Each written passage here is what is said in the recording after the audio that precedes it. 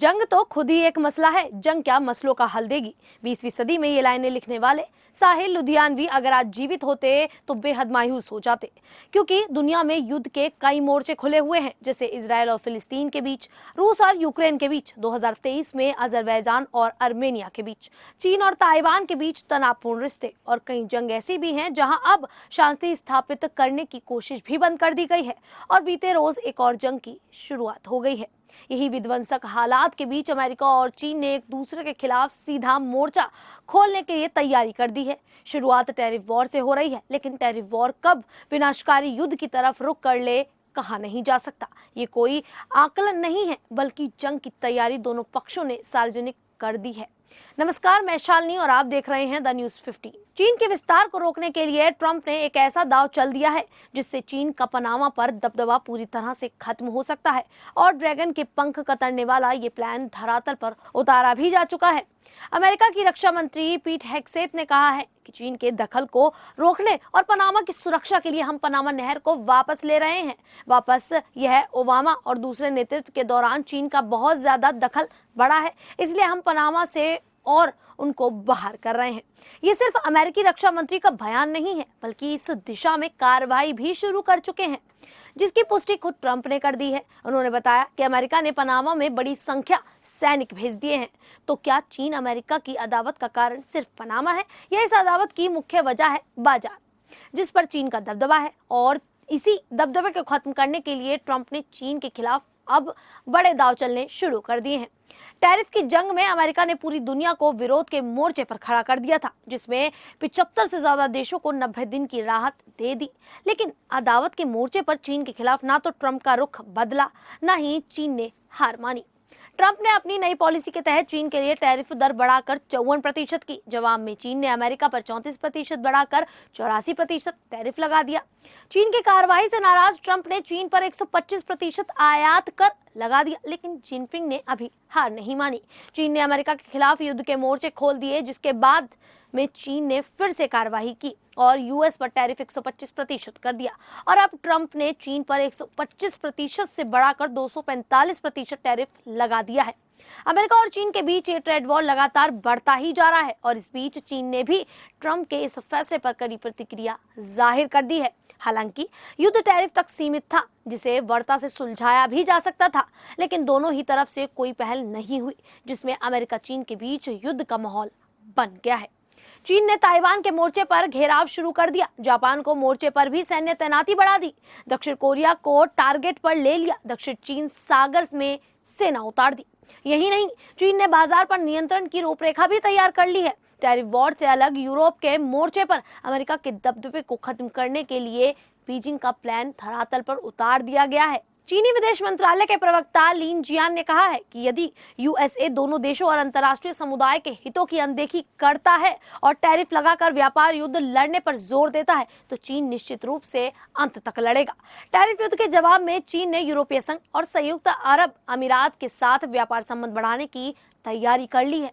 इस तैयारी के तहत ईयू के साथ जिनपिंग बीजिंग में सम्मेलन करने जा रहे हैं। चीन के टैरिफ युद्ध में स्पेन भी साथ देने के लिए तैयार हो चुका है। वहीं यूएई के साथ जल्द ही चीन व्यापार शिखर सम्मेलन की योजना बना सकता है, और चीन के अमेरिका के खिलाफ उठाया जाने वाला इस कदम से अमेरिका अनजान नहीं है, जिसकी पुष्टि खुद अमेरिकी वित्त मंत्री ने कर दी है। स्कॉट बेसेंट के अनुसार यूरोपीय संघ और चीन इलेक्ट्रॉनिक वाहनों पर चर्चा करने जा रहे हैं। इस चर्चा में चीन के इलेक्ट्रॉनिक वाहनों पर टैरिफ खत्म करने का फैसला हो सकता है, यानी बात इलेक्ट्रिक वाहनों से शुरू होगी और एक ऐसे बाजार का निर्माण होगा जिसमें अमेरिका का कोई दखल नहीं होगा। हालांकि अमेरिका ने इस संबंध में चीन से जुड़ने वाले देशों को बड़ी चेतावनी भी जारी कर दी है, लेकिन यूरोप और चीन पर इसका असर पड़ता हुआ नजर नहीं आ रहा है। अब सवाल ये है कि क्या चीन के साथ सीधे मोर्चे पर टैरिफ वॉर में अमेरिका को बढ़त मिलेगी? यही वजह है कि चीन ने अमेरिका के खिलाफ जिन दो मुहिम पर मोर्चा खोला है, उसके जवाब में अमेरिका भी मोर्चाबंदी शुरू कर दी है। टैरिफ वॉर और बढ़ने के साथ बढ़ रही युद्ध की आशंका को देखते हुए अमेरिका ने चीन के घेराव के लिए सैन्य अभियान को भी हरी झंडी दे दी है। पेंटागन ने पनामा के मोर्चे पर सैन्य तैनाती बढ़ा दी है। हिंद प्रशांत क्षेत्र में अपने बेस को वॉर रेडी कर दिया है। जापान के ओकिनावा द्वीप से चीन की निगरानी शुरू कर दी है। अमेरिकी सबमरीन को दक्षिण चीन सागर की तरफ मोड़ दिया गया है। इसके अलावा जमीनी सीमा से जुड़े दुश्मनों की चीनों से बढ़ती करीब को देखते हुए अमेरिका ने बड़ा कदम उठाया है। ट्रंप को आशंका है कि चीन के उकसावे और मदद से मैक्सिको अमेरिका के खिलाफ कदम उठा सकता है, अमेरिका को अस्थिर करने की कोशिश कर सकता है। इसीलिए ट्रंप ने दक्षिण सीमा पर सैन्य तैनाती बढ़ा दी है। टेक्सास में 50 M1126 स्ट्राइकर वाहनों की तैनाती कर दी गई है, जिसका सीधा मतलब है कि टैरिफ वॉर युद्ध की ओर लगातार बढ़ रहा है, जिसमें चीन ने पहल की है तो घेराबंदी करके जवाब देने के लिए अमेरिका भी तैयार है। हालांकि इस ट्रेड वॉर के बीच ट्रंप ने चीन के साथ समझौते की उम्मीद जताई। व्हाइट हाउस की प्रेस सचिव कैरोलिन लेविट ने शुक्रवार को कहा था कि राष्ट्रपति ट्रंप चीन के साथ व्यापार समझौते यानी कि ट्रेड डील के लिए आशावादी हैं और ये माना जा रहा है कि ये समझौता दोनों आर्थिक दिग्गजों के बीच बढ़ते ट्रेड वॉर के बीच कही गई है, जिसने बाजारों को प्रभावित किया है। कैरोलिन लेविट के एक प्रेस ब्रीफिंग में कहा गया कि राष्ट्रपति ने यह साफ कर दिया है कि वह चीन के साथ समझौते के लिए तैयार हैं। उन्होंने कहा कि अगर चीन जवाबी कार्रवाई जारी रखता है तो यह उसके लिए अच्छा नहीं होगा। ट्रंप ने इस बात पर जोर दिया कि चीन को अमेरिकी उपभोक्ताओं को और उनके खर्च तक पहुंचने की जरूरत है। ट्रंप ने अपने बयान में कहा, गेंद चीन के पाले में है, चीन को हमसे समझौता करने की जरूरत है, हमें नहीं। उन्होंने कहा, चीन और बाकी देशों में कोई अंतर नहीं है, सिवाय यह कि चीन काफी बड़ा है। द वॉल स्ट्रीट जर्नल के मुताबिक ट्रंप प्रशासन व्यापार रणनीति को आगे बढ़ाते हुए चीन को आर्थिक रूप से अलग थलग करना चाहता है। ट्रंप के बीजिंग से संपर्क न करने पर पूछे जाने पर एक सवाल पे लेविट ने कहा कि हमेशा की तरह हम पारदर्शिता के साथ आगे बढ़ते हुए अपडेट प्रदान करेंगे। वहीं एक रिपोर्टर ने पूछा कि बीजिंग का कहना है कि वह अमेरिका की ओर से किसी भी तरह के टैरिफ बढ़ोतरी को अनदेखा कर देगा। क्या ट्रंप इसे चीन के पीछे हटने के रूप में देखते हुए नजर आते हैं?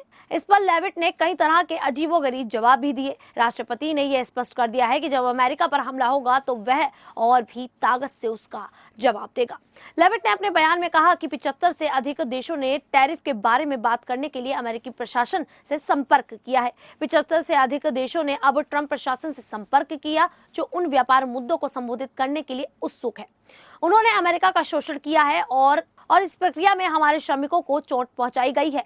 इन देशों ने राष्ट्रपति ट्रंप की चेतावनी का समझदारी से पालन किया, साथ ही जवाबी कार्रवाई भी नहीं की और इसकी वजह से उन्हें 90 दिन के लिए रोक भी दिया गया है और उन पर टैरिफ नहीं लगाया गया है। इस अवधि के दौरान काफी कम पारंपरिक टैरिफ दरों के साथ राहत भी दी गई है ताकि संभावित समाधान के रास्ते निकाले जा सके। लेविट ने कहा कि ट्रंप की सामान्य रणनीति मैन्युफैक्चरिंग को बढ़ावा देने और जीवन की लागत को कम करने के लिए टैरिफ का उपयोग करना था। इसीलिए राष्ट्रपति इनको बढ़ाकर अमेरिका में धन वापस लाना चाहते हैं, जिसके बाद अमेरिकी जनता के लिए अच्छी तनख्वाह वाली नौकरियां मिलेंगी। इसीलिए अमेरिकियों को उस प्रक्रिया पर भरोसा करना चाहिए। उन्होंने अपने पहले कार्यकाल में प्रभावी ढंग से टैरिफ लागू किए और इस देश में रहने की लागत को कम किया और यही काम वह इस समय भी करते हुए नजर आ रहे हैं और इस पर ध्यान दे रहे हैं। बता दें कि अमेरिका के राष्ट्रपति ट्रंप ने 2 अप्रैल को भारत, चीन समेत कई देशों पर रेसिप्रोकल टैरिफ का ऐलान किया था, लेकिन अब उन्होंने भारत समेत कुछ देशों को 90 दिनों के लिए टैरिफ से राहत दे दी है। दूसरी ओर अमेरिका चीन पर टैरिफ बढ़ा रहा है, साथ ही चीन भी अमेरिका पर टैरिफ की दरों में बढ़ोतरी कर रहा है। ऐसी स्थिति में व्हाइट हाउस की ओर से चीन के साथ ट्रेड डील की बात सामने आने के बाद से राहत मिलती नजर आ रही है। अंत में जान लेते हैं कि अगर इसी तरह से अमेरिका और चीन के बीच ट्रेड वॉर जारी रही तो इसका दुनिया की अर्थव्यवस्था पर कैसा असर पड़ेगा। अंतर्राष्ट्रीय मुद्रा कोष यानी IMF के अनुसार इस साल कुल वैश्विक अर्थव्यवस्था में अमेरिका और चीन की अर्थव्यवस्था की हिस्सेदारी करीब 43% रही है। अगर इन दोनों देशों के बीच व्यापक ट्रेड वॉर छिड़ जाता है तो यह दोनों की विकास दर को धीमा करेगा या ये कहा जा सकता है कि मंदी की ओर खींच सकता है और इससे पैदा हुई सुस्त वैश्विक विकास दर से अन्य देशों की अर्थव्यवस्थाओं को भी नुकसान पहुंचेगा। इसके अलावा वैश्विक निवेश पर भी नकारात्मक असर पड़ेगा। हालांकि और भी संभावित खतरे हो सकते हैं। चीन दुनिया का सबसे बड़ा मैन्युफैक्चरिंग राष्ट्र है और वह घरेलू स्तर पर पैदा होने वाली मांग से बहुत अधिक उत्पादन करता है। यह पहले ही $1 ट्रिलियन के गुड सरप्लस पर बैठा है, यानी यह बाकी दुनिया से जितना सामान खरीदता है उससे कहीं ज्यादा बेचता है। चीन घरेलू रियायतों और पसंदीदा कंपनियों को कम ब्याज पर कर्ज देकर वस्तुओं के उत्पादन में सस्ता रास्ता दिखाता है। स्टील का एक उदाहरण यहीं से आता है।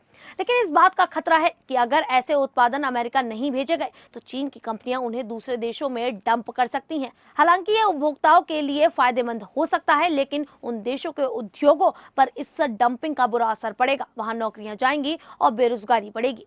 यूके स्टील नाम की संस्था ने आशंका जताई है कि चीन दूसरे रास्तों से स्टील ब्रिटेन में भेज सकता है, लेकिन इतना तो तय है कि चीन और अमेरिका के बीच खुले ट्रेड वॉर का खामियाजा वैश्विक स्तर पर होगा।